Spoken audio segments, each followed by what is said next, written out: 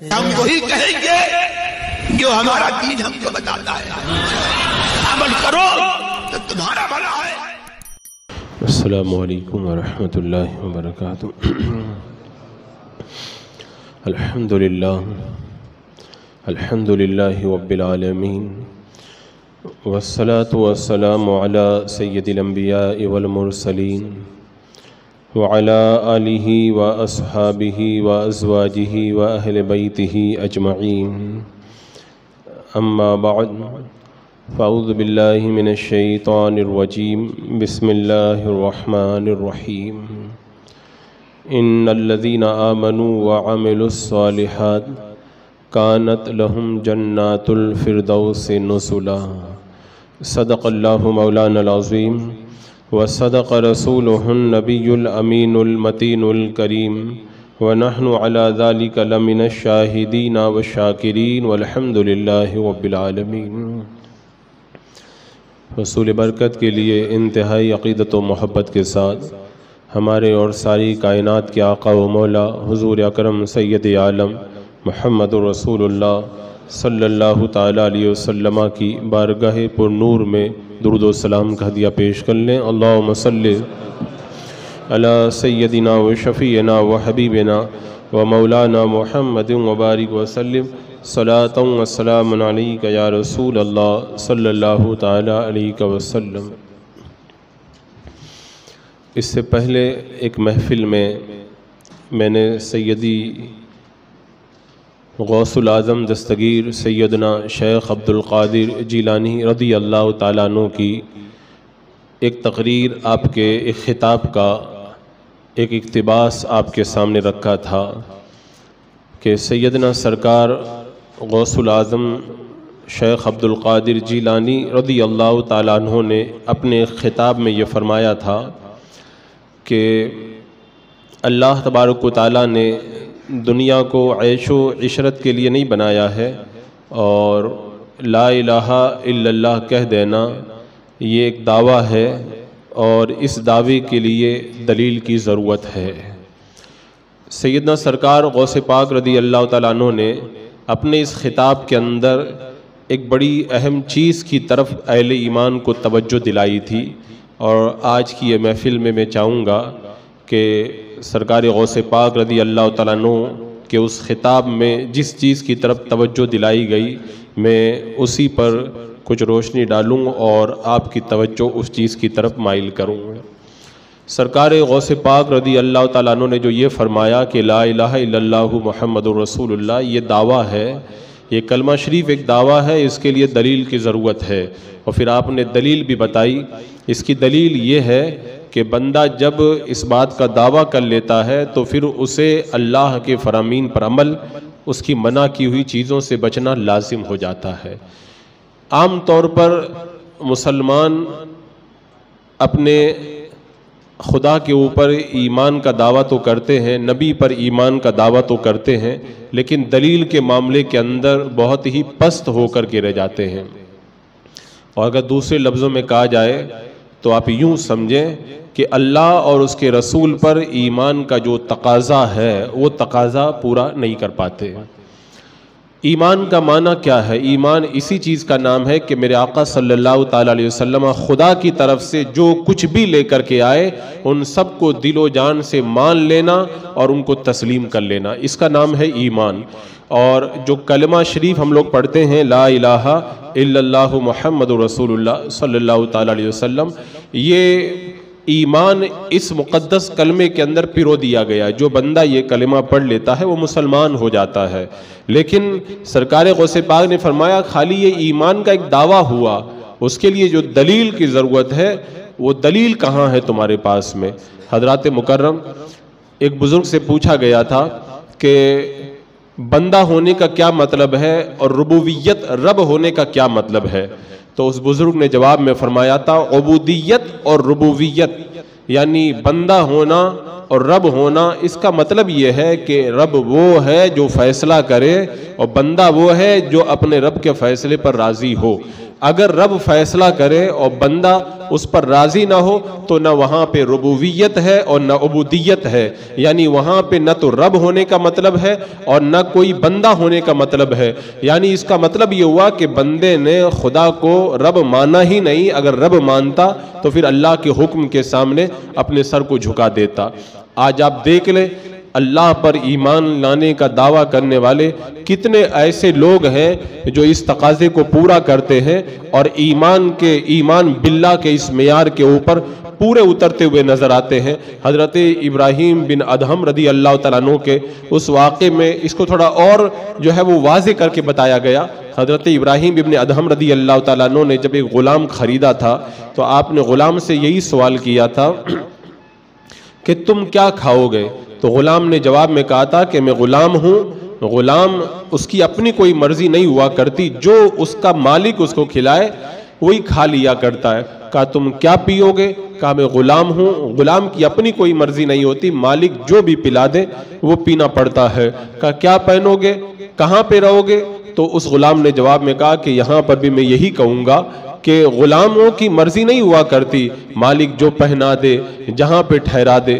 حضرت ابراہیم ابن ادہم رضی اللہ تعالیٰ عنہ رونے لگے اور آپ نے رو کر کے فرمایا کہ بندہ بننا اگر کسی کو سیکھنا ہو تو اس غلام سے سیکھے، اس غلام سے سیکھے۔ یہ غلام کیا کہہ رہا ہے؟ جو مالک کھلا دے، جو مالک پلا دے، جو پہنا دے، جہاں پہ ٹھہرا دے، بس وہیں پہ میں رہوں گا، وہی کھاؤں گا پیوں گا۔ غلام کی اپنی کوئی مرضی نہیں ہوتی۔ بولے ہم لوگ دعویٰ کرتے ہیں ہم لوگ بندے ہیں اللہ کے، اللہ ہمارا رب ہے، لیکن اللہ کی رضا پر ہم لوگ کتنے راضی ہوتے ہیں؟ کھانے کا شکوہ، پینے کا شکوہ، لباس کا شکوہ، دنیا کی زندگی کے مختلف معاملات کے اندر شکوے، ہم لوگ تو وہ کام نہیں کرتے جو اللہ تبارک و تعالیٰ کی رضا کا سبب بنے۔ حالانکہ بندہ ہونے کا مطلب یہی ہوتا ہے اللہ جو دے دے بندہ اسی کے اوپر راضی ہو جائے، بندے کی اپنی کوئی مرضی نہ ہو۔ لیکن آج معاشرے میں آپ مسلمانوں کے ایمان کا جائزہ لیں، اللہ پر بندوں کا ایمان کیا واقعی اتنا مضبوط ہے؟ اگر ہم جائزہ لیں گے تو ہم کو پتہ چلے گا کہ اللہ پر ہمارا ایمان اتنا مضبوط ہے ہی نہیں۔ اللہ تبارک و تعالیٰ نے قرآن مقدس میں کیا فرمایا؟ ان اللہ اشترى من المؤمنین انفسهم واموالهم بان لهم الجنہ، بے شک اللہ تبارک و تعالیٰ نے مسلمانوں کی جانوں کو اور مسلمانوں کے مالوں کو خرید لیا ہے، کس کے بدلے میں؟ بأن لهم الجنہ، جنت کے بدلے میں۔ یعنی ہم اپنی جان اور اپنے مال کو اللہ کی بارگاہ میں بیچ چکے ہیں اور اللہ تعالیٰ نے اس کے بدلے میں ہم سے جنت کا وعدہ فرما لیا ہے۔ آپ اس آیت کریمہ کی گہرائیوں کے اندر اتر کر کے غور کریں تو آپ کے دماغ کی جو ہے وہ ساتوں طبق روشن ہو جائیں گے اور آپ جو ہے وہ یہ سوچنے میں مجبور ہو جائیں گے کہ بندہ ہونے کے تقاضے کو تو ہم لوگ بالکل پورا نہیں کر رہے ہیں۔ کیونکہ آپ حضرات جب مارکیٹ میں جاتے ہیں کوئی سامان خریدتے ہیں، بلا تشبیہ و بلا تمثیل، تو جب مارکیٹ سے آپ سامان خریدتے ہیں تو کیا دستور ہے؟ طریقہ یہی ہے نا کہ دکاندار سامان دیتا ہے اور خریدار پیسہ اس کے حوالے کر دیتا ہے۔ اب اگر کوئی اپنا سامان بیچنے کے بعد میں گراہک سے یہ کہے کہ پیسہ میں رکھ لیا ہوں لیکن سامان میں اپنی مرضی سے استعمال کروں گا، تو پھر ایسے موقع پر گاہک یہی کہے گا، خریدار یہی کہے گا تمہیں خریدنے کا معنی ہی معلوم نہیں ہے۔ جب بندہ مال دے دیتا ہے اور کوئی چیز خرید لیتا ہے تو مال کے اوپر دکاندار کا کوئی حق باقی نہیں رہ جاتا۔ اس کے بعد میں تو جب تم کو پیسہ مل گیا تو میں جیسے چاہوں گا میں اپنا سامان استعمال کروں گا، تم اپنی مرضی نہیں چلا سکتے۔ یہ دنیا کا دستور ہے، چھوٹا بچہ بھی جانتا ہے، معمولی عقل والا بھی اس چیز کو جانتا ہے، لیکن اللہ تبارک و تعالیٰ نے جو قرآن مقدس میں ارشاد فرمایا ان اللہ اشترى من المؤمنین انفسهم واموالهم بان لهم الجنہ، اللہ نے مسلمانوں کی جانوں اور مالوں کو خرید لیا جنت کے بدلے میں۔ ہم نے کیسا سودا کیا ہے؟ کبھی اس سودے پہ آپ نے غور کیا؟ ہم لوگ کتنے جو ہے وہ اس سودے کے اندر جو ہے وہ غلط راستے پہ چلنے والے ہم لوگ بنے ہوئے ہیں۔ اللہ کی بارگاہ میں اپنی جانوں کو بھی ہم نے بیچا۔ حقیقت میں بیچنے کا یہاں پہ کوئی معنی نہیں ہے، کیونکہ بیچا اس کو جاتا ہے جس کا بندہ خود مالک ہوتا ہے۔ ہماری جانیں بھی خدا کی ہیں، ہمارا مال بھی خدا کا ہے، ہم بھی خدا کے ہیں، سب خدا کا ہے۔ لیکن یہاں پہ جو ایک تمثیل بیان کی گئی، تو ہم نے جو اپنی جانوں کو بیچا، اپنی مالوں کو بیچا، کس کے بدلے میں؟ جنت کے بدلے میں۔ لیکن ہم لوگ کیا کر رہے ہیں؟ ہم کہہ رہے ہیں جنت بھی ہم کو چاہیے جو ہم نے خریدی ہے، لیکن ہم نے جو مال دیا ہے، جان اور مال، وہ بھی ہم اپنی مرضی سے چلائیں گے۔ آنکھیں ہماری مرضی پر، کان ہماری مرضی پر، ہاتھ ہماری مرضی پر، ہمارا مال ہم جہاں چاہیں گے وہاں پہ خرچ کریں گے، اپنی پراپرٹی میں ہم جیسے چاہیں گے ویسے تصرف کریں گے۔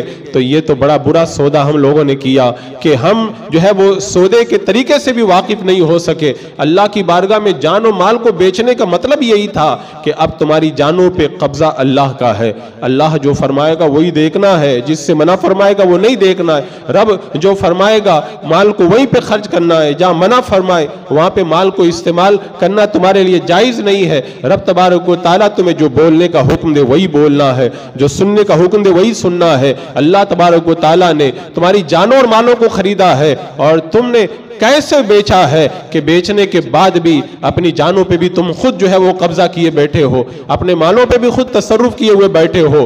تو یہ سودا مارکیٹ کے اندر تو جو عام سودا کرتے ہو اس کے تقاضوں کے بھی خلاف ہے، اور کتنی بڑی نادانی کی بات ہے حضرات مکرم۔ تو اس کا مطلب یہ ہوا کہ ہم ایمان باللہ کے تقاضوں کو پورا نہیں کر رہے ہیں، اور اللہ پر ایمان لانے کا جو تقاضا ہے اس کے خلاف ہم لوگ چلتے ہوئے نظر آ رہے ہیں۔ اور ایک بات میں یہ عرض کرتا ہوں، اللہ پر ایمان لانے کا مطلب کیا ہوا؟ اللہ پر ایمان لانے کے لیے جتنے عقیدے کتابوں میں بیان کیے گئے، علماء اہل سنت سے آپ سنیں، میں سب کو نہیں بیان کروں گا، اگر ایک دو چیز آپ کے سامنے رکھوں اور اس پہ آپ غور کریں، اور پھر جب یہاں سے پلٹ کے جائیں تو سوچنا کہ واقعی ہم لوگ اللہ پر ایمان رکھتے ہیں، اور جیسا ایمان رکھنا چاہیے ہمارا ویسا ایمان ہے۔ اللہ پر ایمان رکھنے کا مطلب کیا ہے؟ اللہ ہمارا خالق ہے، وہی ہمارا مالک ہے، اس نے ہم کو پیدا کیا ہے۔ اللہ تعالیٰ نے کیا فرمایا؟ میں تمہاری شہ رگ سے بھی زیادہ تمہارے قریب ہوں، وَنَحْنُ أَقْرَبُ إِلَيْهِ مِنْ حَبْلِ الْوَرِيدِ، ہماری شہ رگ سے بھی زیادہ اللہ تعالیٰ ہم سے قریب ہے۔ اللہ تعالیٰ نے کیا فرمایا؟ وَاللَّهُ بَصِيرٌ بِمَا تَعْمَلُونَ، تم جو کچھ بھی کر رہے ہو اللہ کو سب معلوم ہے۔ اللہ تبارک و تعالیٰ کے بارے میں اللہ تعالیٰ نے خود کیا فرمایا؟ إِنَّ اللَّهَ عَلَى كُلِّ شَيْءٍ قَدِيرٌ، اللہ تعالیٰ ہر چیز پر قادر ہے۔ یہ دو تین عقیدے آپ اپنی نگاہوں کے سامنے رکھیں، اور اس کے بعد میں یہ بتائیں کہ اللہ پر ہمارا ایمان جیسا ہونا چاہیے ویسا ہے۔ اللہ نے فرمایا میں سب کچھ کر سکتا ہوں، اللہ نے فرمایا میں سب کچھ دیکھ رہا ہوں، اللہ تعالیٰ نے فرمایا میں تمہاری شہ رگ سے بھی زیادہ تمہارے قریب ہوں۔ بتاؤ دنیا کا کیا دستور ہے؟ دنیا کا یہی تو دستور ہے، آپ اگر گاڑی چلائیں، گاڑی چلاتے ہوئے اگر آپ کو ٹریفک پولیس نظر آئے، آپ ٹریفک کے اصولوں کو نہیں توڑتے ہیں۔ کیوں نہیں توڑتے؟ دو وجہ سے۔ پہلی وجہ یہ ہے کہ آپ کو یہ معلوم ہے کہ یہ ٹریفک پولیس والا جو میری نگاہوں کے سامنے ہے وہ مجھے دیکھ رہا ہے، اگر وہ نہیں دیکھتا ہوتا آپ اصولوں کو توڑ کر کے نکل جاتے، وہ دیکھ رہا اس لیے آپ نہیں توڑتے، اور آپ کو یہ پتا ہے یہ پاورفل ہے، یہ میرے خلاف چالان یا کچھ بھی کر سکتا ہے، اگر آپ کو پتا چل جائے یہ کچھ بھی نہیں کر سکتا تو آپ اصولوں کو توڑ دیں گے۔ اگر دنیا کے عام جو ہے وہ لوگوں کے بارے میں، عام ٹریفک پولیس کے بارے میں دو باتوں کا آپ کو یقین ہو جائے، وہ دیکھ رہا ہے اور وہ کر سکتا ہے، تو آپ اصولوں پہ چلتے ہیں، اصولوں کو نہیں توڑتے ہیں۔ تو کیا جب آپ دنیا کے اندر زندگی گزارتے ہیں تو کیا آپ کے ذہن میں یہ نہیں ہوتا اللہ تعالیٰ سب کچھ کر سکتا ہے، اور اللہ تعالیٰ سب کچھ دیکھ رہا ہے، سب کچھ کر بھی سکتا ہے، سب کچھ دیکھ بھی رہا ہے، لیکن شریعت کو توڑتے ہوئے نظر آ رہے ہیں، اسلامی قانون کے خلاف چلتے ہوئے نظر آ رہے ہیں؟ تو کہیں ایسا تو نہیں ہے کہ اللہ تعالیٰ کی قدرت پر ہمارا ایمان نہیں؟ کہیں ایسا تو نہیں کہ اللہ تعالیٰ دیکھ رہا اس بات پر ہمارا ایمان نہیں؟ اگر ہمارا ایمان اس بات پہ نہیں ہوگا تو مومن ہی باقی نہیں رہ جائیں گے۔ مطلب ایمان تو ہے لیکن کمزور ایمان ہے۔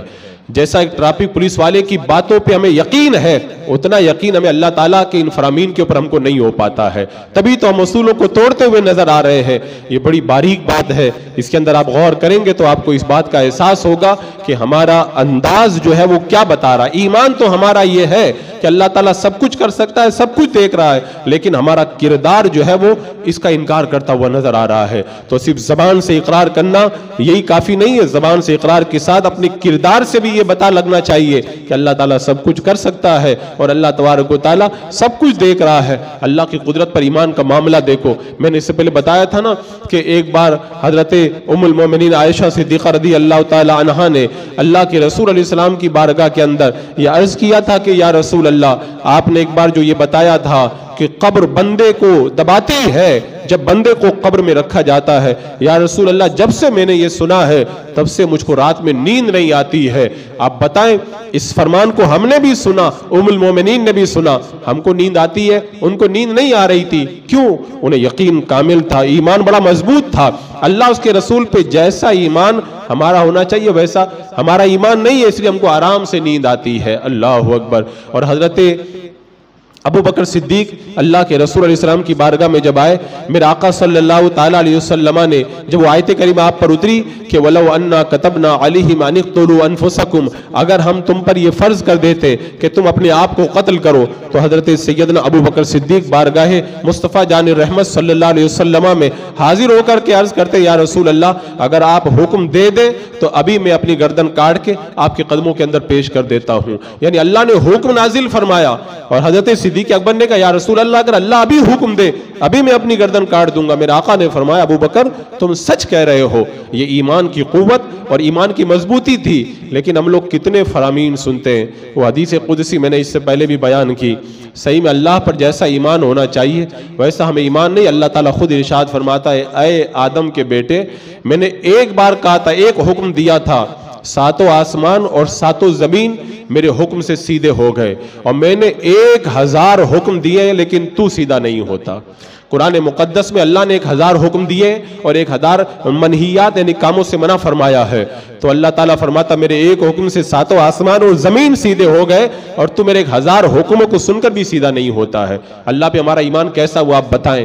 اور صحیح بات تو یہ ہے کہ ہمارا معاملہ ایسا ہو چکا ہے کہ دنیا کے معاملے میں ہمیں معمولی چیزوں کی ہمیں جو ہے وہ یقین ہمیں ہو جاتا ہے.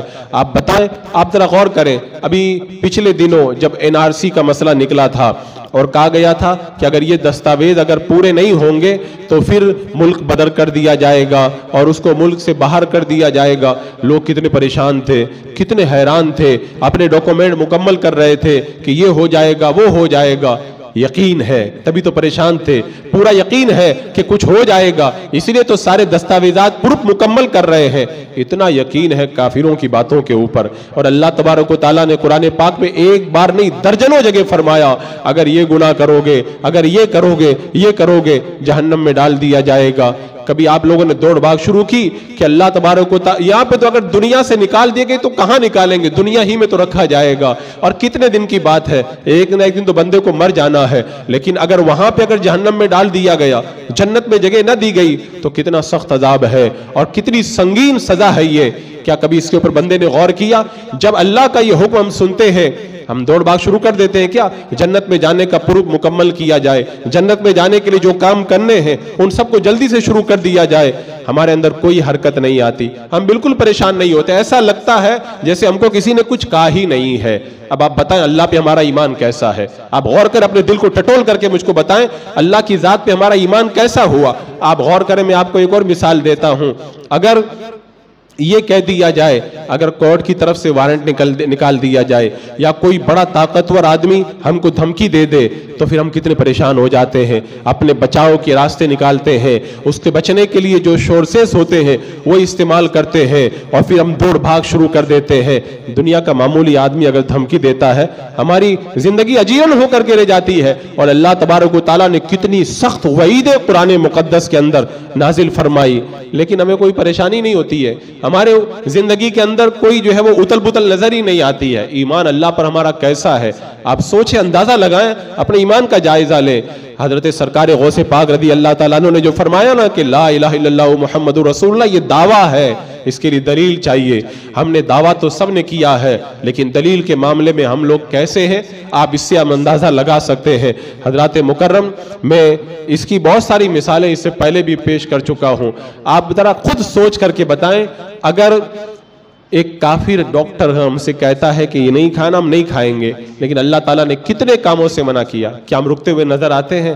اگر دنیا کا معمولی آدمی ہمیں جو ہے ہمارے اوپر احسان کرتا ہے، ہم کتنی اس کی تعریف کرتے ہیں۔ اللہ نے ہمارے اوپر احسان کیے، ایک ایک سانس کے اندر کروڑوں کروڑوں احسان کیے، لیکن اللہ کی ہم کتنی تعریف کرتے ہیں اور کتنی بار جو ہے اللہ کا ذکر کرتے ہوئے نظر آتے ہیں۔ ایک چھوٹی سی مثال اور آپ دیکھ لیں، ہم کتنی بار زبان سے کہتے ہیں اللہ اکبر، اذان میں اللہ اکبر، نماز پڑھنے آتے ہیں تو اللہ اکبر، کتنے وظیفے پڑھتے ہیں اللہ اکبر۔ کبھی ہم نے غور ہی نہیں کیا کہ ہم لوگ کیا کہہ رہے ہیں۔ اللہ اکبر کا معنی کیا ہوتا ہے؟ اللہ سب سے بڑا ہے، اللہ سب سے بڑا ہم کہہ بھی رہتے ہیں، اللہ اکبر کہہ کے نماز شروع کر دیے، اللہ سب سے بڑا ہے، لیکن اللہ پر ایمان کا جیسا تقاضا وہ نہیں ہوتا۔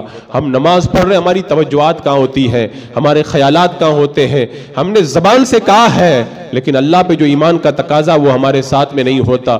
یہاں پہ ایک چھوٹی سی مثال میں دوں تو ہو سکتا ہے جب آپ نماز پڑھیں تو آپ کے دل کو کچوکا لگے اور آپ کا دل کچھ سوچنے پہ مجبور ہو جائے۔ ایک بادشاہ ہے، بڑا جو ہے وہ کمال جو ہے بڑا وہ پاورفل بادشاہ ہے اور بڑے دولتوں کے انبار رکھنے والا بادشاہ ہے۔ وہ اپنے ایک غلام پر، ایک خادم کے اوپر احسان کرے، اسے اچھا کپڑا بھی دے، طرح طرح کی نعمتیں بھی دے، اس کے اوپر احسان کرے، اور ساتھ میں اس کو اپنے خاص دربار میں کھڑا ہونے کا اس کو اپنے خاص دربار میں کھڑا ہونے کا وہ بادشاہ اس کو اذن بھی عطا کرے، اور ساتھ میں یہ بھی بتا دے تو میری خدمت میں کھڑا رہے، دروازے پہ تو دربان بن کے کھڑا رہے، میں تیرے لیے بہت سارے محلات تیار کروا رہا ہوں، تیرے لیے بہت سارے باغات تیار کروا رہا ہوں، تیرے لیے میں بہت آرام کا سامان تیار کروا رہا ہوں۔ جب تو خدمت کر لے گا اور خدمت سے فارغ ہو جائے گا تو تجھے بہت ساری نعمتوں میں لے جا کر کے میں تجھ کو رکھوں گا۔ اب وہ غلام جو ہے وہ دروازے پہ بادشاہ کی خدمت کے لیے کھڑا ہو گیا۔ تبھی اس نے دیکھا کہ بادشاہ کا ایک نوکر اس کے ہاتھ میں روٹی کا ٹکڑا ہے، تو اسی روٹی کے ٹکڑے کو چھیننا شروع کر دیا۔ دیکھا کتے کے منہ میں ہڈی ہے، تو وہی خدمت میں کھڑا کھڑا کتے کے منہ سے ہڈی چھیننا شروع کر دیا۔ اب وہ بادشاہ کیا کہے گا کہ میں نے تجھے اتنی عزت دی، اتنا انعام تیرے اوپر کیا اور تجھ سے وعدہ کیا، تیرے لیے اس سے بڑی بڑی میں نعمتیں تیار کر رہا ہوں، تیرے لیے بنگلے تیار کروا رہا ہوں، تو ایک روٹی کے ٹکڑے کے لیے جھگڑا کر رہا ہے، میرے خادم اور نوکر سے تو الجھ رہا ہے، کتے سے ہڈی کے لیے الجھ رہا ہے، کیا تو میرے دربار کے لائق ہے؟ آپ نے اس مثال پہ غور کیا؟ بلا تشبیہ و بلا تمثیل اللہ تبارک و تعالیٰ نے ہمیں کتنی نعمتیں دی، یہ نعمت دی، وہ نعمت دی، اور اس کے بعد میں بڑا انعام یہ کیا کہ اپنے دربار میں کھڑا ہونے کی اجازت بھی عطا فرمائی، اور ساتھ میں یہ بھی فرمایا تم میری عبادت کرتے رہو، تم رہو خدمت کے اندر، پھر بعد میں تمہیں جنت دوں گا، جنت کے باغات دوں گا، جنت کی حوریں دوں گا، جنت کے پھل اور سب میوے دوں گا۔ یہ سب کچھ اللہ نے وعدہ فرمایا، اور اس کے بعد میں ہم لوگ کیا کرتے ہیں؟ اللہ کے دربار میں کھڑے ہو کر کے جب نماز پڑھنے کھڑے ہو جاتے ہیں، کتے کے منہ سے ہڈی کھینچنا شروع کرتے ہیں، ایک خادم سے ٹکڑے کے لیے ہم لوگ جھگڑ پڑتے ہیں، ہم لوگ سوچتے ہیں یہاں جانا ہے، وہ پیسہ لانا ہے، یہ کرنا ہے، وہ کرنا ہے، یعنی بادشاہ کے دربار میں کھڑے ہو کر کے اللہ اتنے بڑے انعام کا وعدہ کیا، ان سارے انعامات کو چھوڑ کر کے دنیا کے معمولی جو ہے ذلیل چیزوں کے لیے ہم لوگ کھو جاتے ہیں، اور اللہ کے دربار کا ادب بھی ہم لوگ بھول جاتے ہیں۔ بتاؤ کہ ہم لوگ اللہ کے دربار کے اندر کھڑے ہونے کے لائق ہیں؟ اور یہاں پہ ایک بات میں اور کہنا چاہوں گا، آج دنیا میں کتنے ایسے بڑے لوگ ہیں، اگر ہم لوگ ان کے بنگلے میں جانا چاہیں ہم کو نہیں جانے دیں گے، کتنے ایسے بڑے ہیں کہ اگر ہم ان کے دربار میں جانا چاہیں ہم کو اجازت نہیں ملے گی، کتنے ہیں آپ لوگ خود غور کر کے دیکھ سکتے ہو، کتنے اتنے بڑے بڑے نیتا ہیں کہ ان کے ہاں اگر جانے کے لیے تم سالوں تک لائن لگاؤ تو وہ اپنے یہاں آنے ہی نہیں دیتے ہیں۔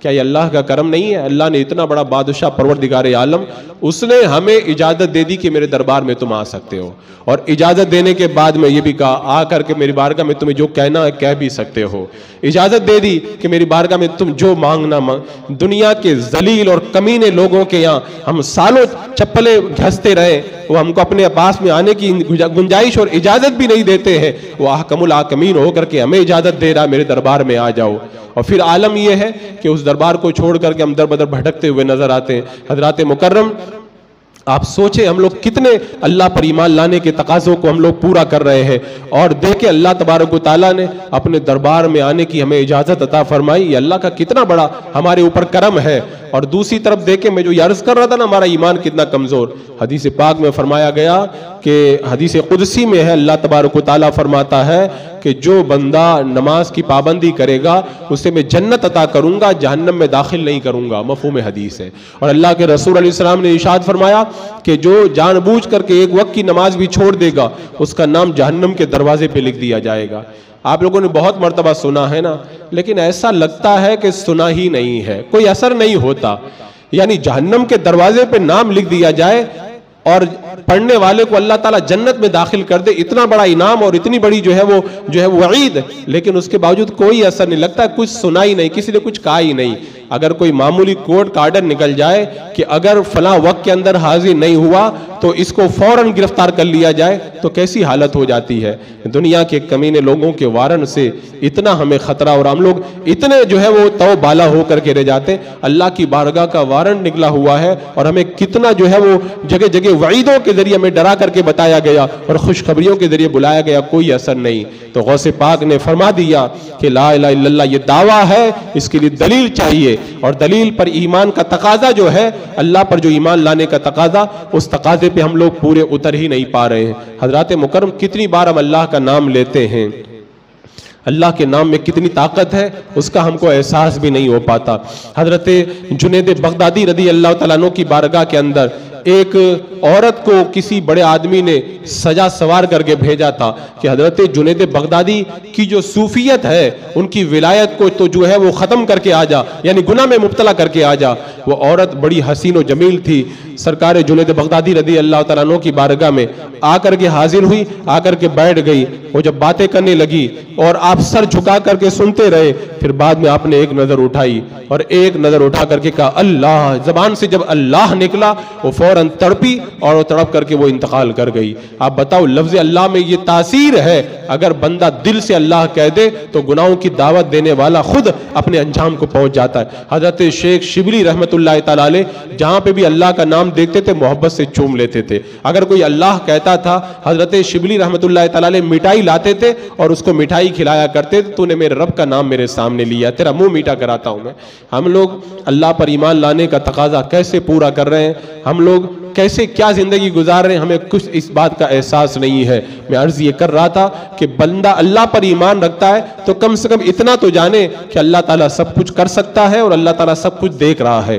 حضرت عبداللہ ابن عمر رضی اللہ تعالیٰ عنہ جنگل میں خدام کے ساتھ گئے ہیں، افطاری جنگل میں خدام کے ساتھ گئے. دوپہر کا وقت ہوا.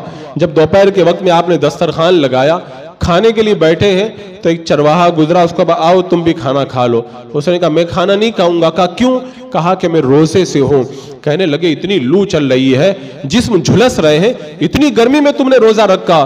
تو وہ چرواہا جواب دیتا ہے کہ ایام خالیہ کے لیے میں جمع کر رہا ہوں. ایام خالیہ آپ لوگ سمجھ گئے ہوں گے. اللہ تعالیٰ قرآن پاک میں ارشاد فرماتا ہے کہ قیامت کے دن دنیا میں نیک کام کرنے والوں سے کیا کہا جائے گا؟ کُلُوا وَاشْرَبُوا ہَنِیًّا بِمَا أَسْلَفْتُمْ فِي الْأَيَّامِ الْخَالِیَةِ. کھاؤ پیو، مزے سے کھاؤ پیو ان اعمال کے بدلے میں جو تم نے ایام خالیہ میں کیے. یعنی دنیا کی زندگی کے اندر تم نے جو ایام میں جو کام کیے اس کے بدلے میں کھاؤ. تو کہنے لگا جو ابھی ایام چل رہے ہیں یہ ایام خالیہ ہیں، میں نیک کام کر کے ان خالی ایام کو بھر رہا ہوں. ابھی میں اس لیے گرمی میں روزہ رکھا ہوں، آگے مرنے کے بعد پھر وہ سب مجھے مل جائے گا.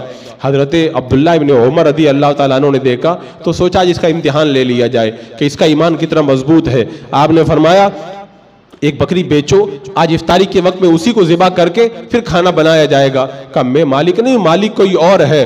تو کہنے لگے کہ مالک ہے تو کیا ہوا؟ جب مالک پوچھے گا تو کہہ دینا کہ ایک بھیڑیا آیا تھا اٹھا کر کے لے گیا. تو اس نے آسمان کی طرف انگلی اٹھا کے کہا اے ابن عمر فَأَيْنَ اللَّهُ فَأَيْنَ اللَّهُ، اللہ کہاں ہے پھر؟ یعنی اس نے جھنجھوڑ کے کہا کہ آپ مجھے ایسی بات کہہ رہے ہیں کوئی نہیں دیکھ رہا ہے تو کہ اللہ تبارک و تعالیٰ بھی نہیں دیکھ رہا ہے. حضرت عبداللہ ابن عمر رضی اللہ تعالیٰ عنہ پہ ایسا اثر ہوا، آپ نے اس غلام کو بھی خرید لیا، اس کی ساری بکریوں کو بھی خرید لیا اور غلام کو خرید کے آزاد کیا اور ساری بکریاں اس کو تحفے کے اندر عطا فرما دی. کہ اللہ نے اتنا مضبوط ایمان دیا. جنگل میں یہ ہے اور اس کا مالک شہر میں آرام سے گھر میں بیٹھا ہے اور وہ جنگل کے اندر دھوپ میں روزہ رکھ کے اپنے خدا سے اتنا ڈر رہا ہے. اس کو پتا ہے کہ میرا مالک مجھے دیکھ رہا ہے. تو اللہ پر ایمان لانے کا تقاضا ہی ہوتا ہے. آج اس تقاضے پہ ہم لوگ بالکل پورے نہیں اتر رہے. آج ہماری زندگی جس بے ڈھنگے انداز کے اندر گزر رہی ہے، ہمارے کردار سے یہ لگتا ہی نہیں ہے کہ اللہ پر جیسا ایمان ہونا چاہیے ویسا ایمان ہم لوگ رکھتے ہیں. حضرت عمر رضی اللہ تعالیٰ عنہ کے بارے میں نے یہ روایت اس سے پہلے آپ کے سامنے رکھی تھی. حضرت عمر رضی اللہ تعالیٰ عنہ رات میں گشت کر رہے ہیں ایک مکان سے کان لگا کے سنا، ماں اپنی بیٹی سے کہہ رہی ہے کہ بیٹی دودھ میں پانی ملاؤ، تو بیٹی کہتی ہے کہ امیر المومنین کو پتہ چلے گا تو سزا دیں گے، تو ماں کہتی ہے امیر المومنین یہاں کہاں ہے، یہاں وہ نہیں دیکھ رہے، تو بیٹی نے کہا امیر المومنین نہیں دیکھ رہے، لیکن امیر المومنین کا جو خدا ہے وہ تو دیکھ رہا ہے۔ حضرت عمر دور سے دن گئے، اس گھر کا پتہ لگایا، پتہ چلا کہ بیوہ عورت کا مکان ہے، اس بچی کی شادی نہیں ہوئی ہے، اپنے سارے بیٹوں کو بلایا اور بلا کر کے کہا کہ ایک نیک خاتون ہے، بتاؤ تم میں سے کون اس کی شادی کرے گا؟ تو حضرت عاصم کی شادی نہیں ہوئی تھی اپنے بیٹے کی، ان کی شادی اس لڑکی کے ساتھ میں کر دی جو رات کے اندھیرے میں بھی خدا سے ڈر رہی تھی۔ اب دیکھیں جس کا ایمان مضبوط ہوتا ہے اس کا نتیجہ کیا ہوتا ہے۔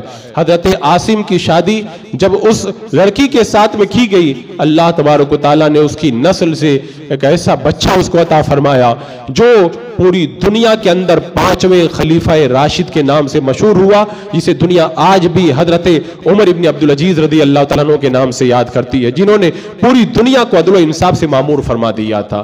جب بندے کا ایمان مضبوط ہوتا ہے تو ان کی نسلوں سے ایسی اولاد پیدا ہوا کرتی ہے۔ آج ہم کہتے ہیں ہماری اولاد اچھی نہیں ہے، ہم خود کتنے اچھے، یہ بھی تو دیکھنا چاہیے۔